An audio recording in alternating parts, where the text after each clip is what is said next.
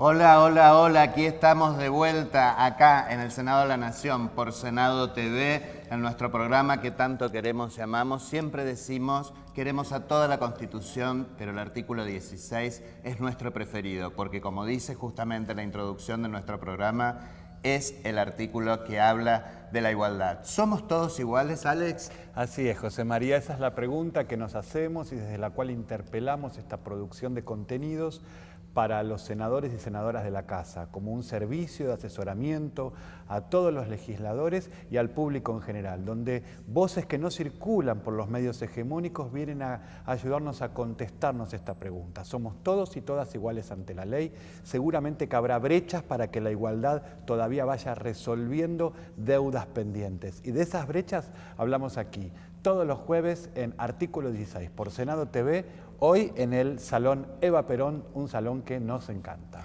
Así es, y bueno, como siempre, hoy nos estás viendo en vivo por Canal 16 de Telecentro. Si querés podés ver la repetición que generalmente se produce si es que nos está transmitiendo la sesión correspondiente los miércoles, también a las 18 horas por Canal 2 de Cablevisión. También podés vernos los programas ya grabados por internet, por el YouTube. Senado TV Argentina tiene su canal de YouTube y también nosotros, Alex y José María, es nuestro canal de YouTube donde también podés ver todos nuestros programas que ya han sido grabados y que son un montón y que están todos subidos a esos canales. Que tendríamos que hacer una edición en CD y entregarle a fin de año a todos los senadores de la Casa para que tengan todos los capítulos de esta tarea que llamamos Artículo 16. Como todos los jueves, José María nos trae algún adelanto, alguna reflexión sobre el trabajo legislativo y siempre selecciona para que podamos reflexionar con un poco más de profundidad alguna de las inminentes o recientes avances presentados aquí en la Casa. ¿Qué nos traes hoy, José? Así es, como todos los programas, siempre traigo algunas de las iniciativas que se están presentando, pero antes de pasar a la iniciativa, hace poquito tomé un taxi, le quiero mandar porque se lo prometí, un saludo muy grande a Pedro el Bueno, y él justamente, ¿sabes qué, Alex? Me reconoció por este programa. Dice, yo los veo por Canal 2, inclusive se acordó de nuestras compañeras y el programa anterior de Tardes Federales, bueno, y dijo que le gustan mucho ambos programas, que los sigue en la medida de lo posible por su trabajo, que lo ve generalmente en las repeticiones que hay. Así que un saludo muy grande para Pedro el Bueno, me dijo que lo saludara así, y también para Lucas, que hoy me lo crucé, que hace mucho tiempo que no lo vemos, Alex, y que me dijo que había estado viendo también nuestro programa y que nos felicita por el programa que estamos haciendo. Y ahora sí, entro en lo prometido, en hablar de una iniciativa que se presentó sobre una temática, se está presentando en este momento oficialmente, es decir, ya está ingresada en el Senado, pero se está haciendo la presentación formal, digamos, en este mismo momento en otro salón en el Senado de la Nación y tiene que ver con una temática que ya hemos trabajado en Artículo 16 y que tiene que ver con las personas en situación de calle. La iniciativa que se presentó es una iniciativa que tiene que ver con generar mayor protección para las personas en situación de calle, pero fundamentalmente para restituir derechos. Esta iniciativa es una iniciativa que prevé la creación de centros de atención permanente durante las 24 horas, a diferencia de los clásicos centros que existen, que son los paradores nocturnos. Bueno, esta iniciativa prevé, digamos, la implementación de centros las 24 horas, pero es que estos centros además tengan un abordaje integral, porque obviamente hacia donde se quiere ir es al acceso, mayor acceso a la salud, mayor acceso al trabajo fundamentalmente y por supuesto trabajar en el tema de tener una vivienda digna. Pero no se trata solamente de tener una vivienda, sino que se necesita justamente el acceso al trabajo y el acceso a la salud también. Qué importante la tarea interministerial para abordar las brechas, porque claramente, y de esto vamos a estar hablando hoy también, como en el último programa, y me acaban de avisar acá por el audífono, por la cucaracha, de que todo el personal que está aquí en el Senado, en la sala de prensa. Los compañeros y compañeras periodistas están también viendo Senado TV, así que les mandamos un saludo.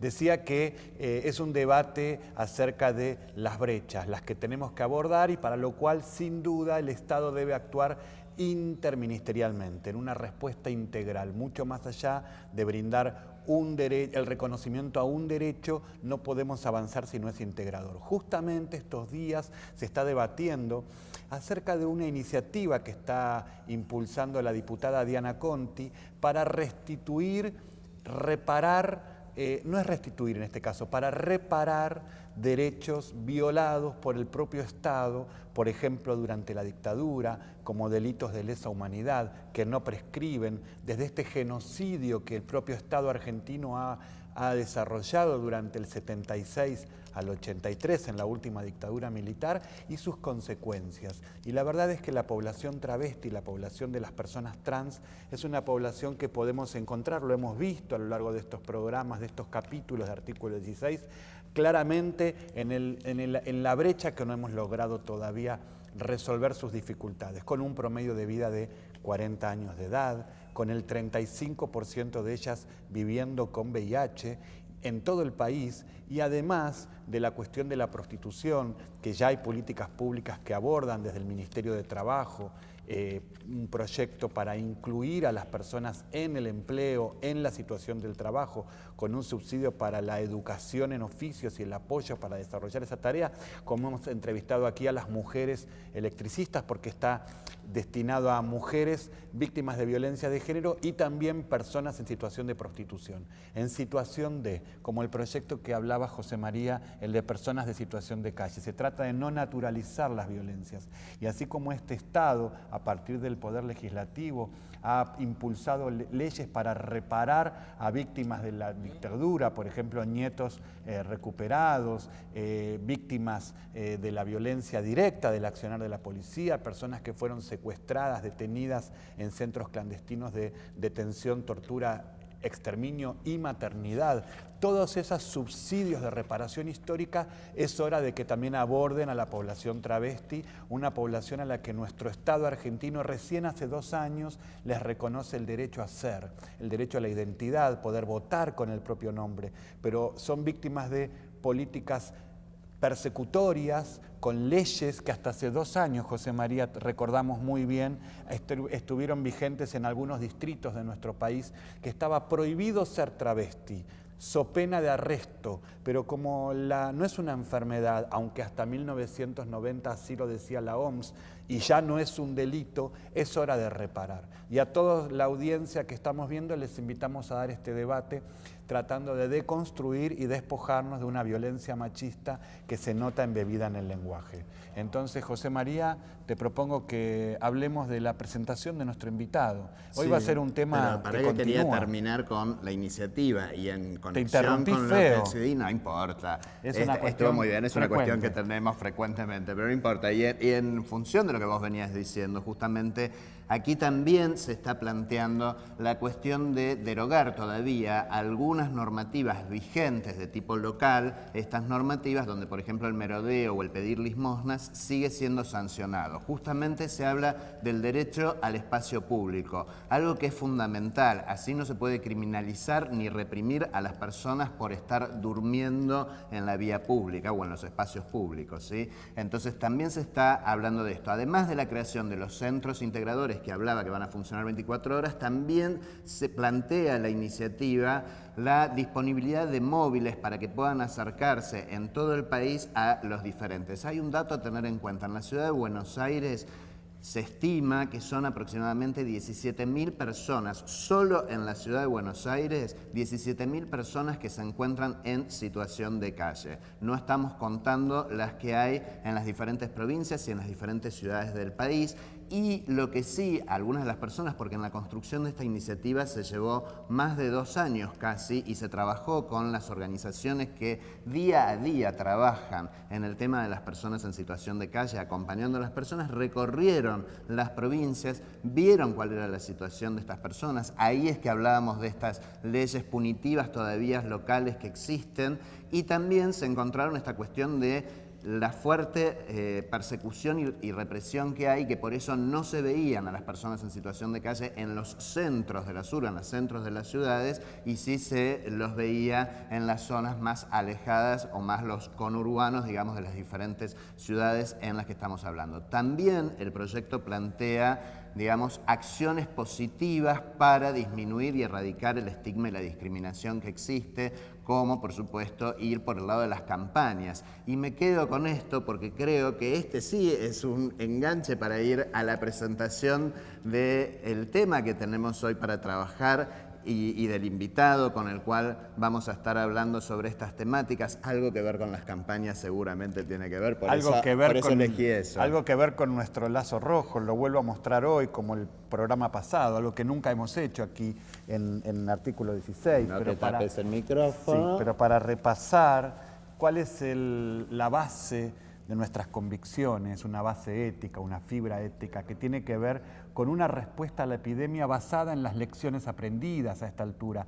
Vos hablabas de remover barreras judiciales para que la igualdad llegue a personas en situación de calle, barreras vigentes, la democratización, que es un proceso y que involucró lo que nos costó hablar de preservativos, lo que costó que el Estado compre preservativos. Esto fue por militancia claramente de las personas, de las organizaciones, de lo que en los 90 podíamos llamar la sociedad civil, pero lo cierto es que estos procesos de profundización continúan y para continuar es bueno parar para pensar. Para parar, para pensar, para reflexionar, para ver en qué hemos avanzado y qué es lo cual tenemos que seguir creciendo, tenemos que seguir avanzando y profundizando. Vienen muchos cambios, no solamente a nivel de Argentina, sino a nivel mundial en todas estas temáticas. Las situaciones están más complejas, los abordajes son más integrales y nosotros vamos a tener que irnos adecuando a esos cambios que se vienen y que ya están en este momento. Acordémonos que estamos llegando al tiempo donde se cumplen los objetivos del milenio y hay grandes discusiones a nivel mundial sobre, por ejemplo, en el tema de VIH, cómo vamos a hacer para que el VIH siga siendo una agenda muy importante en la cual tenemos que seguir luchando, pero hay mucho debate al respecto. Así es. Entonces, señora directora, le propongo, le pido, vamos al tape de presentación del invitado. Gracias. Psicólogo graduado en la Universidad de Buenos Aires, Mario Burgos tiene una larga trayectoria dedicada a la atención primaria de la salud y a la prevención del VIH-Sida. En 1988 se integró al Plan Atención Ambulatoria y Domiciliaria de la Salud, ATAM2, un programa que, basándose en un modelo preventivo de salud, busca generar un fuerte debate en torno a los modelos sanitarios que tiene como epicentro a la enfermedad. Es, también, coordinador general del PRIM, el Programa de Residencias Integradas Multidisciplinarias del Ministerio de Salud de la Provincia de Buenos Aires, que propone un modelo alternativo de formación para la medicina general, el trabajo social, la psicología, la psiquiatría y la enfermería. Además, preside la Fundación RED, una ONG especializada en VIH-Sida, y forma parte del equipo ejecutivo del Foro Argentino de ONGs con trabajo en VIH-Sida. Participó de la publicación de SIDA, primer manual de prevención, guía para docentes y promotores de la salud. Método Urgencia SIDA, manual de prevención. Y el trabajo en la adherencia, aspectos generales y momentos. Entre los distintos programas de prevención de los que formó parte, destaca la recordada campaña Si no hay triqui triqui, no hay bam bam, modelo a partir del cual debatiremos junto a Mario Burgos las lecciones aprendidas y las distintas maneras de llevar adelante campañas sobre VIH-Sida. Métetelo, tatuátelo, si hay triqui triqui, hay bam bam, si no para, si no pira, si no hay triqui triqui, tómatela.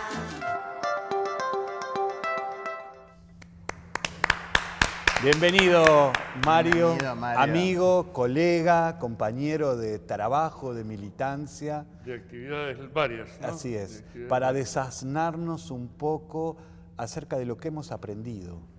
En realidad ustedes es difícil desasnarlos, tienen mucha trayectoria, digamos. Pero bueno, de algo se puede hablar. Claramente, todos podemos aprender siempre del algo se otro. puede hablar. En estos días ha habido toda una discusión a propósito de algunos mensajes sobre SIDA, ¿no? Y si más allá de si sirven para prevenir o no, qué idea dan de la persona que tiene VIH y cómo relacionar a la sociedad con esa persona, digamos. Mario, ¿cuántos años de epidemia llevamos? Acá en la Argentina llevamos 32. El primer caso es de 1982. Un viajero frecuente de Estados Unidos que llega con una neumonía, creo que es al Hospital Muñiz. Al Sidario. Al Sidario. Lo que luego fue el Sidario. Claro. Pero ya era el de las pestes. Ya era un hospital marginado, estigmatizado. El Hospital Muñiz, por ejemplo, la plaza que está enfrente es un cementerio de personas pobres con fiebre amarilla. Es decir, está abonado, es un osario colectivo. La plaza que está frente al hospital. Por eso tiene tanto verde. Por eso tiene tanto verde. Es decir, que siempre fue, si vos hablas en la provincia de Buenos Aires de un hospital en la capital, la gente conoce o la maternidad, el Elizalde, o el Muñiz, es decir, el hospital de la sífilis, el hospital de la tuberculosis, el hospital de las grandes epidemias. De las grandes epidemias de personas pobres. De pobres. Como fue el VIH también, ¿no? Si inicialmente calculemos que ahora creo que está hablando el gobierno de un 70%, 75% cubierto por el hospital público. Quiere decir que el 70 y pico % de las personas que viven con VIH o no tiene trabajo o tiene trabajo en negro. Es decir, que es de los sectores más pobres. No registrado. No registrado. Vamos a un corte y a la vuelta, ¿qué le preguntamos a Mario? Y a la vuelta le vamos a preguntar en qué situación estamos y cuáles son las faltas, las brechas que tenemos en el tema de VIH, que son muchas. Mario Burgos, en Artículo 16.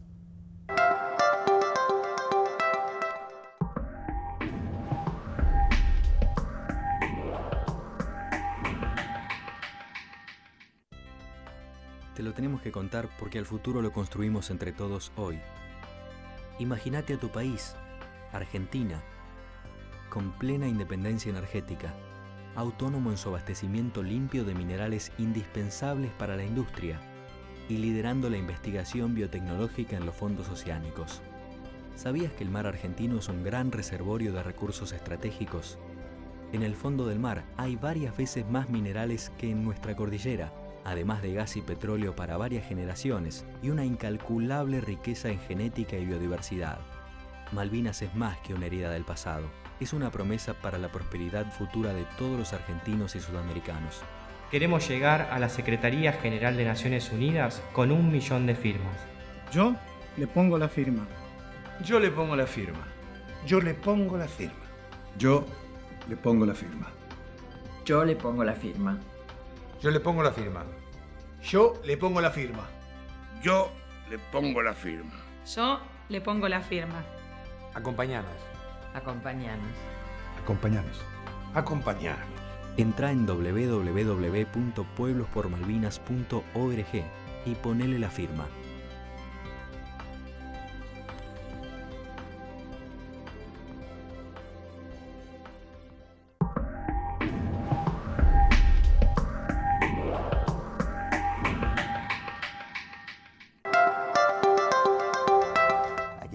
Continuamos con Mario Burgos, hoy hablando nuevamente del VIH-Sida, hoy desde más diría la mirada del sector social, de la sociedad civil.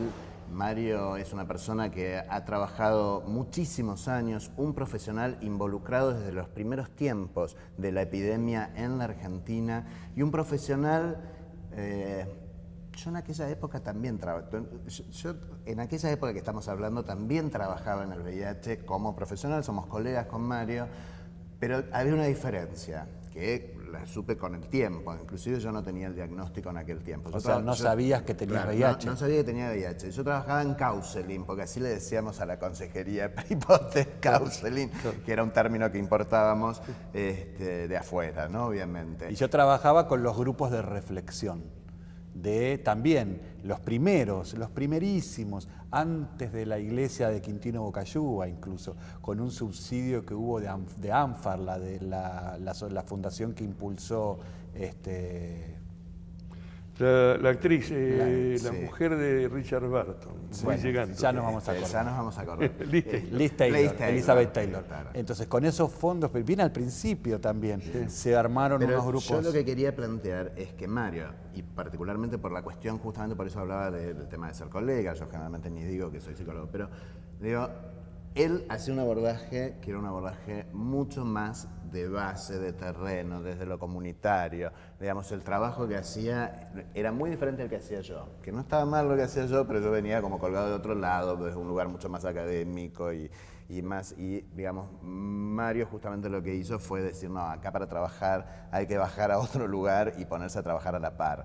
Y, bueno, me gustaría que nos cuentes un poco de esa experiencia. Que además es el lugar donde se aprende, ¿no? Porque, digamos, nosotros creo que una de las grandes cosas en las cuales participamos fue el tema del triqui-triqui. Y una de las cosas que te dabas cuenta cuando llegabas a los barrios es que lo que se hacía en propaganda, en mensajes hacia la sociedad, etcétera, sobre el VIH, no perforaba la barrera del barrio, la barrera de la pobreza. Los mensajes comunicacionales en No, general no tenían ni la pasaban música, ni el desapercibido discurso, ni nada que... para los sectores para los cuales eran más importantes destinarlos. Que eran los que más se infectaban y a su vez los que menos mensajes recibían en cuanto a su vida. ¿Qué cosas aprendimos para pensar comunicacionalmente la respuesta al VIH, incluso desde los 80? Hemos aprendido a no hablar de portadores, hemos aprendido a no hablar de la muerte. ¿Qué hemos aprendido? Lo primero es no reforzar los prejuicios. Me parece que esa fue la base fundamental, ¿no? Es decir, saber que podés equivocarte en un mensaje, que podés cometer errores, que por ahí las cosas que decís no se entienden y tenés que volver a aprender y volver a aprender. Pero si no reforzás prejuicios, estás yendo por buen camino.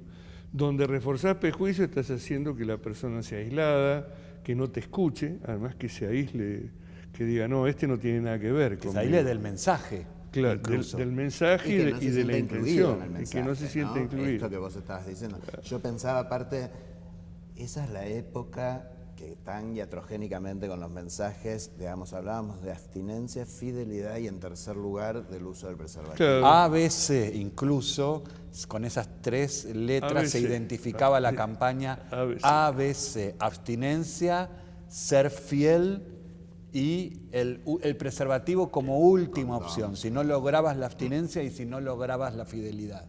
Yo recuerdo en 90, más o menos, una campaña de Miroli, que era que no te sorprenda. Y bueno, el tema era esta, Ana, que sale con Pedro, que sale con Juan, que sale con María.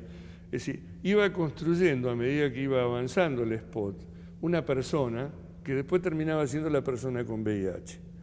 Y entonces no era el SIDA que no te tenía que sorprender, la que no te tenía que sorprender era esa persona. Que podía ser cualquiera, además. Sí, lo convertía en un enemigo público. Pero que podía ser cualquiera, pero al mismo tiempo no funcionaba porque nadie se iba a sentir identificado e interpelado. Sí, el otro día en un canal hablábamos de esto. También había una necesidad de construir ese tipo de personaje en la corporación médica, porque la base, la masa crítica de personas con VIH, con que empezó la epidemia, las construyó el sistema de salud, no el sexo. Digamos, los primeros cientos de infectados por VIH en la Argentina eran personas que tenían hemofilia y que por lo tanto debían recibir transfusiones, y personas que eran insulino dependientes y por lo tanto necesitaban diálisis permanente. En estos días justamente está resonando nuevamente aquella causa que terminó la justicia todavía abandonando el reclamo. El juez Bonadío escondió la causa de los hemofílicos. Que es una causa histórica que, como bien decís, es el origen de la epidemia, que no se ve tapado por el marketing de la peste rosa. Es interesante que también una madre fue la que mantuvo de alguna manera vigente esa denuncia. Es decir, una estudiante que se llamaba Nelly Dapiana, un estudiante de medicina además, cuyo compañero también era estudiante de medicina, se infecta. Revisando, encuentran que se infecta porque su pareja recibía sistemáticamente, ¿cómo se llama?, transfusiones, no controladas, No que controladas. se sabía que había un potencial riesgo y se usaron igual, porque el mercado durante los 90 imperó en la política y gobernó. Era sangre comprada porque era barata. Y sangre era más barato comprar sangre que responder a juicios que esa gente se iba a morir. Sangre Esos juicios no iban a comprada llegar. a Francia porque era barata y sin que nadie se fijara que si era barata era porque venía de Haití. Es decir, la vendía a Francia, pero era bueno, esta mujer que se muere primero el yerno y después su propia hija, escribe un libro y hace toda una movida que de alguna manera mantiene vigente esto, aunque quedó aplastada por la corporación médica. Claro, y esto venía al tema de, bueno, de cómo esos mensajes que hemos ido aprendiendo, pero que a la vez, digamos, este aprender significó algunos daños importantes, porque digo, por un lado esto que estamos hablando de la hemofilia, por otro lado lo que hemos hablado de la abstinencia, por otro lado lo que hablábamos de, aún hoy tenemos un 30% de personas que no saben que tienen VIH o más, pero es lo que más o menos se estima, y también tiene que ver porque todavía uno se encuentra con, yo no soy ni homosexual, ni uso drogas. Ese es el otro daño, ¿no? Es el daño que se le produjo a las minorías, porque se las asoció directamente. Yo me acuerdo que había... Bueno, perdón, la única minoría es la oligarquía. Sí, todas, digamos... La mayoría está conformada por un montón de minorías. A las minorías mayoritarias, las podríamos, o viceversa. Yo recuerdo siempre un descubrimiento de Nora Revsine, a la cual nosotros dos conocimos más, bueno, yo trabajaba con ella.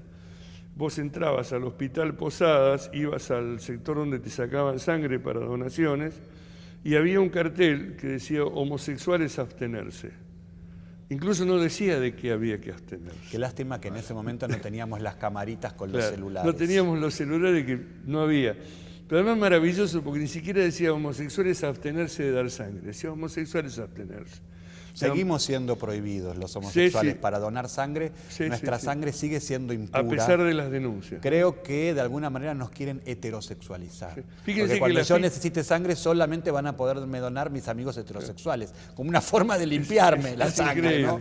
Fíjense que la ficha... Es el Ku Klux Klan llevado al... Porque también ahí está el mercado de la sangre, tomando decisiones por sobre la política. Por sobre y por sobre la comunidad, ¿no? Fíjense que la ficha de donación todavía indaga si la persona tuvo relaciones homosexuales y no le pregunta si se casó hace poco, que en las mujeres todavía es una posibilidad de riesgo importante. Es decir, no porque lleguen vírgenes, sino porque han tenido otro tipo de relaciones, como cualquiera. Pero está ahí la idea de que el sagrado matrimonio nos cubre de eso también, digamos. Es decir, uno no se infectaría si fuera... Además, si tuviera el compañero relaciones sexual legales. de una Esta sería travesti la idea. seguramente se va a autoidentificar como heterosexual. Y cuando le preguntes a él, va a decir que tiene sexo no homosexual. Tal cual.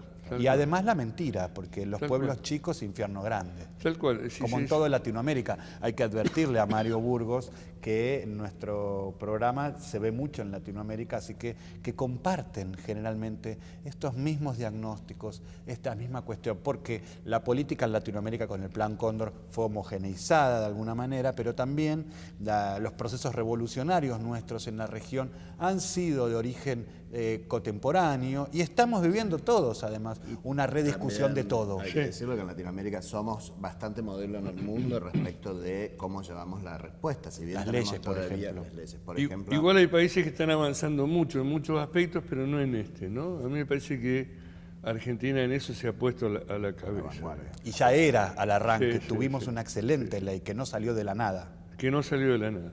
Pero ahora, digamos, esto de cómo estamos hoy, yo creo que desde el punto de vista de la salud estamos atrasados, incluso en relación a lo que hace el gobierno. Este gobierno y este parlamento, este país, ha promovido la ley de identidad de género, ha promovido el matrimonio igualitario, ha abierto cabezas en infinidad de temas. Que son dos respuestas fundamentales para responder a la epidemia, pensándola sesgadamente y pensando, bueno, ¿qué puede hacer el Estado para que las personas homosexuales reduzcan su riesgo a la infección? Bueno, disminuir la violencia hacia ellos, que los hospitales sean más amigables. Lo que están ha incluido multitudes también, porque quien se siente excluido corre más riesgos.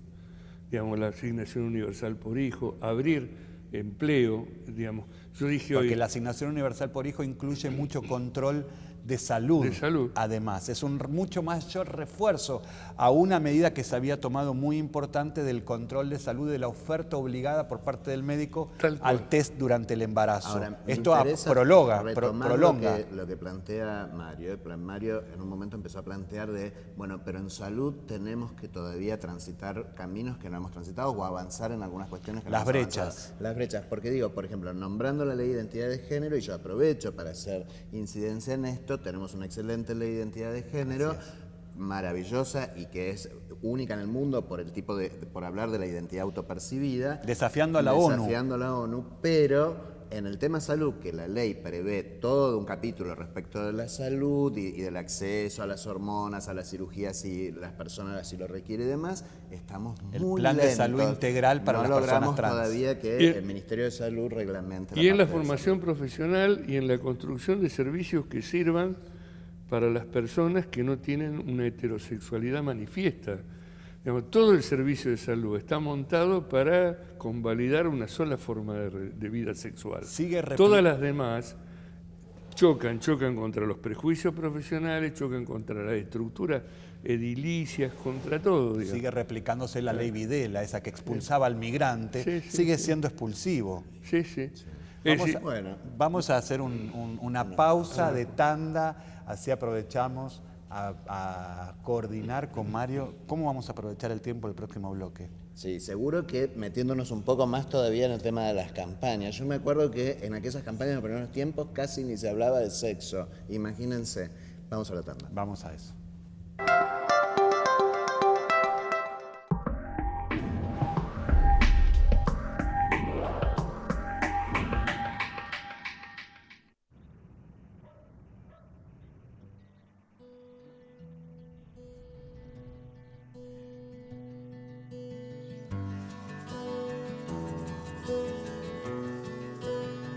Mi sueño es ser mamá.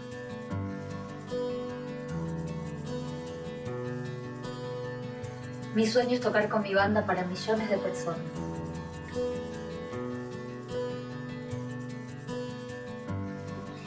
Mi sueño es actuar toda la vida, que es lo que me apasiona.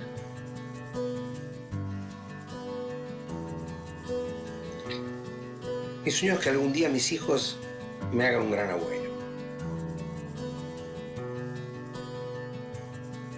Mi sueño es vivir en una casa con vista al mar. Mi sueño es enseñarle a jugar al tenis a mi hijo.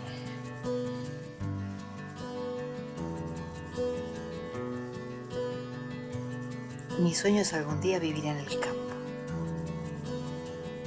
Para cumplir tus sueños, primero tenés que despertarte.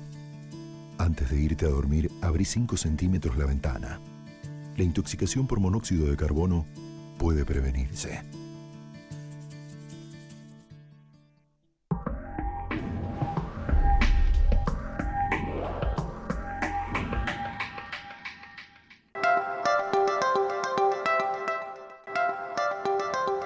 Hablábamos de lecciones aprendidas, hablábamos de la historia de las campañas, de cómo el Estado Nacional al principio reaccionó tardíamente, mal, violando derechos, siguió violando derechos hasta hace muy poquito con estas leyes que persiguen a personas homosexuales. Todavía tenemos una deuda pendiente con las personas que usan drogas, que usan sustancias, pero me acuerdo muy bien cuando el Estado Nacional ni compraba preservativos, ni ponía al preservativo ni siquiera en un folleto de prevención, o si lo ponía lo igualaba al alicate.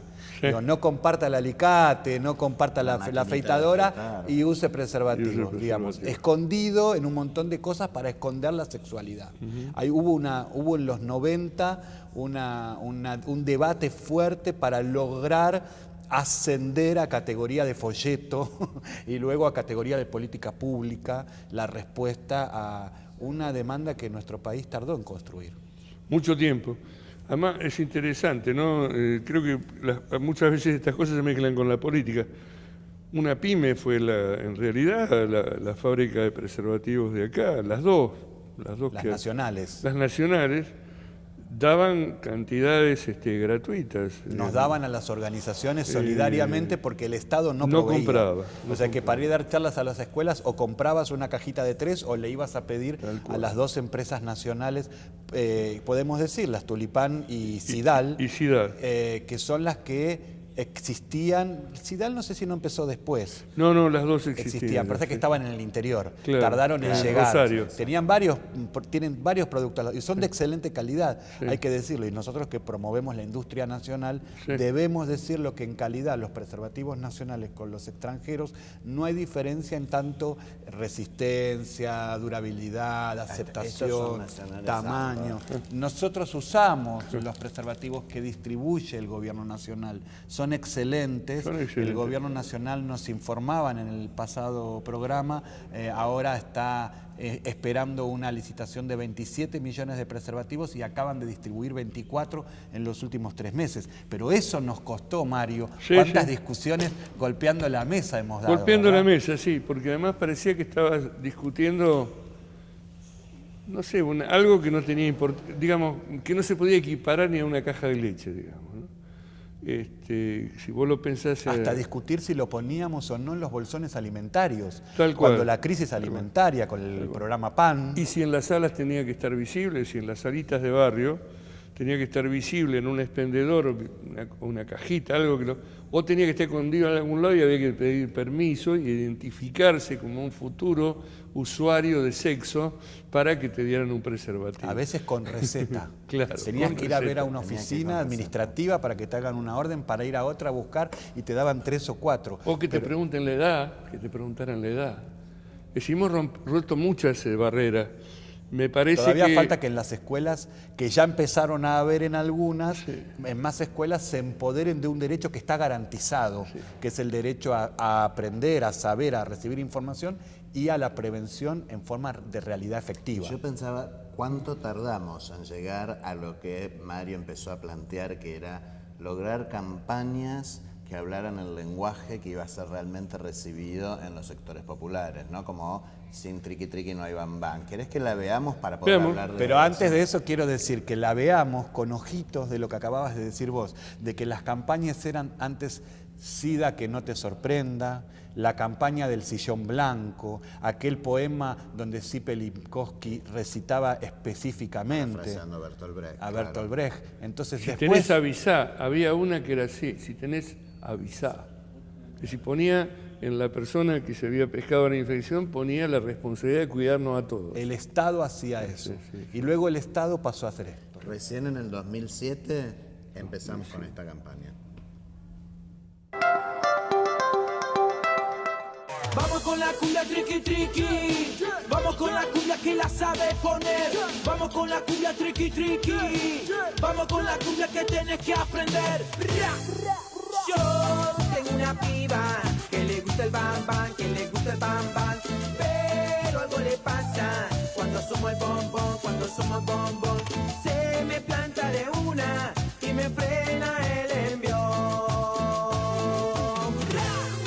Métetelo, tatuátelo, si hay triqui triqui, hay bam bam, si no para, si no pira, si no hay triqui triqui, tómatela. Métetelo, tatuátelo, si hay triqui triqui, hay bam bam, si no para, si no pira, si no hay triqui triqui, tómatela.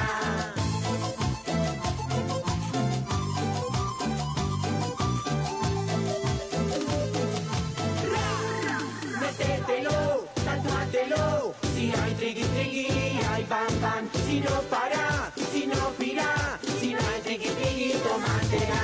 Métetelo, tatuátelo, si hay triqui triqui, hay bam bam, si no para, si no pira, si no hay triqui triqui, tómatela. Si no hay triqui triqui, tómatela. Métetelo, tatuátelo, sin triqui triqui. No hay bam bam. Y cómo pegó este tema, cómo incluso se ha hecho en varias versiones, no solo en Latinoamérica, sino que aquí se produjo para distintos tipos de radios, en versión tango, versión folclore, y hubo artistas que participaron, La verdad es que Jessica Sirio fue una de las que participó en la educación sobre cómo la gente tenía que aprender a usar el preservativo. Y luego nosotros... Cómo colocarlo con la boca. También. Cómo hemos nosotros aprovechado el aprendizaje que habíamos acumulado hasta ese entonces, y con ese material que lo hicimos las organizaciones, las personas viviendo con VIH, la Fundación Red, la Comunidad Homosexual Argentina, la Asociación de Crisanto, la gente de la Red de Mujeres Viviendo con VIH, la Red Argentina de Personas Positivas, la Cruz Roja, el Gobierno Nacional. Había distintos ministerios sentados en esta mesa y nos peleamos, nos peleamos un montón y salió muy bien. Y salió muy bien. Yo creo que se rompió algo ahí que me parece que no fue retomado. Por eso te digo que me parece que el Estado Nacional, la sociedad en general, ha avanzado muchísimo en todo lo que rodea al SIDA, el tema de la discriminación, el tema de incluir más gente y por lo tanto que estén en mejores condiciones para defender su vida y para cuidarse en general, no solo del VIH. Pero me parece que en lo que es exclusivamente salud hay como un parate. Hay un parate, bueno, en la difusión. Yo creo que el último spot no tiene sentido, es decir, comparar la infección con VIH con un asado que se arruina por una lluvia es una banalización. Me parece que nos hemos quedado atrás en la formación de los profesionales, que sepan trabajar con sus pacientes los tratamientos, que siguen siendo complicados. Es decir, son eficaces, están al alcance de las personas porque los provee el Estado, son gratuitos, todo eso está bien. Pero hay que trabajar con eso. No es lo mismo que lavarte los dientes todas las mañanas. Y los profesionales todavía están muy lejos de haberse capacitado para sobre eso. todo en la realidad federal y diversa que tiene nuestro país, donde no es lo mismo tener VIH en un centro urbano de importancia que en un pueblito, en una zona rural, en el tercer cordón de la capital de cualquier provincia. Tal cual. Y lo otro que nos hemos quedado es en la producción de medicamentos, que venimos amenazando hace rato. Salió una ley de producción general de medicamentos, pero todavía estamos atrás. ¿Por qué es tan importante, Mario? Bueno, primero porque ahorraríamos divisas, que no es poco. Pero que además, no son pocas tampoco. Y mucho. Estamos hablando yo quiero darles un solo ejemplo, nada más que para que tengamos una dimensión de lo que estamos diciendo. Nosotros hay una medicación en la Argentina para VIH, pero también esto pasa con medicaciones para cáncer y para otras enfermedades, pero esta medicación en particular en la Argentina la pagamos por persona, por año, $4.000. $4.000. En la India, genérico sale por persona, por año, $87. De $4.000 a $87. La diferencia es abismal. Porque además nos cobran como un país rico. Se acaba de descubrir la cura de la hepatitis C, un nuevo uso de una medicación, y lo quieren vender a nuestro país a $80.000 por tratamiento per cápita. Claro. Impagable. Impagable. Soberanía es lo que estás hablando. Estamos hablando de soberanía, pero además esto genera un tipo de trabajador y un tipo de industria y un tipo de manejo de procedimiento que rápidamente se proyecta a toda la industria y la hace saltar en tecnología. Esto es lo que logró Brasil con su producción de medicamentos, digamos. Es decir, que Chile no, porque tiene el Tratado del Libre Comercio del Transpacífico y no lo podrá hacer hasta que no resuelva el tema de soberanía que Argentina resolvió diciendo no al ALCA. En cambio, Brasil, gastando lo mismo que nosotros, o más porque tiene mucha más gente con VIH que nosotros, está arriba del 1.000.000, de todas maneras ha conseguido que ese gasto se traduzca en formar un plantel de trabajadores, son miles, y una serie de procedimientos tecnológicos que después lo aplicás a cualquier industria. Más, nosotros hemos tenido un reciclar de profesionales y de científicos que serían valiosísimos para alargarnos a esto. Pudimos poner un satélite en el espacio, podemos producir nuestros medicamentos. No, aparte, lo que vos estás diciendo, Mario, yo, digamos, para tomar dimensiones, más allá de lo que hablamos del costo de los medicamentos, por ejemplo, pensar que La Dirección Nacional de SIDA, es decir, el programa que tiene que ver con el VIH-Sida en la Argentina, es uno de los presupuestos más importantes del Ministerio de Salud y el 90% de ese presupuesto se va en compra de medicamentos. En medicamentos. Se utiliza, o sea, no es que se va. Bueno, se utiliza en eso. Pero esto quiere decir que no nos queda casi nada ni para prevención, ni para formar profesionales, como vos decís, ni para hacer un abordaje más integral y, digamos, poder trabajar más integralmente con otras políticas Igual no es públicas. una discusión sobre recursos, no es sino una discusión, sobre decisiones políticas. De que de que la Dirección Nacional de SIDA hace enormes esfuerzos para hacer esto, y tuvimos en el programa un representante de la Dirección Nacional de SIDA quien nos hablaba del trabajo con otras políticas públicas. Pero realmente, cuando vos hablas de esto, quiero que entendamos la importancia de lo que significa y por qué estamos hablando de la producción nacional de medicamentos. Tener una autonomía que nos permita decir, bueno, el SIDA en la Argentina lo enfrentamos con todas las cosas que se hicieron hasta ahora, desde una ley que ya tiene como 20 años, en eso realmente fuimos de punta. La Ley Nacional de SIDA. Sí, hasta el tema de decir, bueno, estamos cubriendo todo lo posible. Mientras dependamos del exterior, no, porque sale un medicamento nuevo y si nos dicen $5.000, decimos $5.000. Y lo tenemos que comprar. No hay alternativa.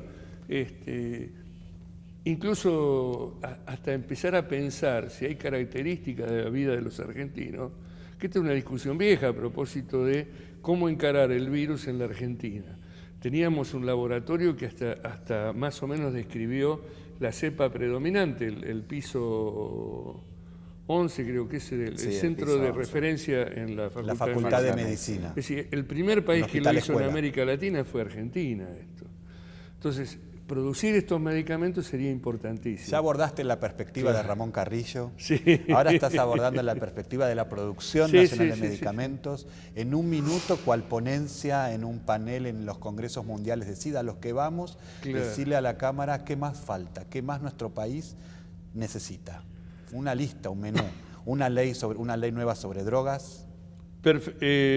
Trabajar más el tema de la inserción de las personas que viven con VIH en el sistema productivo. Es decir, que dependan lo menos posible del Estado. No que el Estado no las ayude, son dos cosas diferentes. El Estado tiene la obligación, el derecho a la salud es un derecho universal. Pero a su vez sería bueno que esas personas no tengan otra necesidad que no sea la atención sanitaria. ¿Y para el Parlamento, para los senadores y senadoras? Bueno, es que los senadores debían plantearse, y los diputados, una legislación que contemple esto. ¿Cómo se cubre la situación laboral de todas estas personas? Hay que decir que con respecto al cupo por discapacidad, que es otra cosa distinta. No es un regalo, yo soy psicólogo y digo, cualquier persona que vive con VIH y con trabajo va a vivir más y mejor. Así es. Para nosotros esto es claro no se esto. Discute. Nosotros podemos aseverar lo mismo como la personas mendicidad viviendo con VIH. Deteriora y acorta la vida. Así es. Cualquier persona. Hoy hablábamos de las personas en situación de calle y esta iniciativa que está, que justamente centra la cuestión también en el acceso a la producción, al trabajo, al tener un trabajo digno, digamos, porque sin lugar a dudas... Quería destacar que cuánto hemos avanzado, y más allá de todo lo que falta, que por ejemplo el Sindicato de Trabajadores del Personal Legislativo, APL, con su secretario general, Norberto Di Próspero, participaron de la última marcha del orgullo gay. ¿Cuánto ha pasado para que algún sindicato pueda entender que a los trabajadores y trabajadoras de la casa, hay que decir que el Poder Legislativo, el Senado en particular, ha superado el 4% de empleados con discapacidad que indica la propia ley que aquí se votó, pero lo cierto es que ya no pensándolo desde el punto de la discapacidad, sino de la inclusión laboral, como vos lo planteabas, todavía tenemos que avanzar en... Y brutalmente podemos decir, como hacen los franceses, buena parte de la mejor legislación sobre droga y SIDA en Francia la produjo la derecha. Cuando uno le preguntaba a la derecha por qué lo había hecho, dice, porque se gasta menos plata. Es así. Cuando una persona llega a un hospital muy mal, le cuesta al hospital una fortuna. Si llega bien, sale 2 pesos. Pero fíjate el criterio de ellos, ¿no? Es decir, está muy bien. Es que necesitamos más plata para invertir también en otras cosas. En particular los esfuerzos provinciales, porque en nuestro país, y aprovechando los senadores de la casa, queremos nunca dejar de mirar las realidades y las perspectivas locales, a donde todavía también tenemos que trabajar mucho para seguir fortaleciendo y profundizando la democracia. Brindamos, como con agua. Todo, con agua siempre. La bebida de los pueblos sanos. Y no te olvides, sin triqui triqui no hay bam bam. Nos vemos el jueves que viene.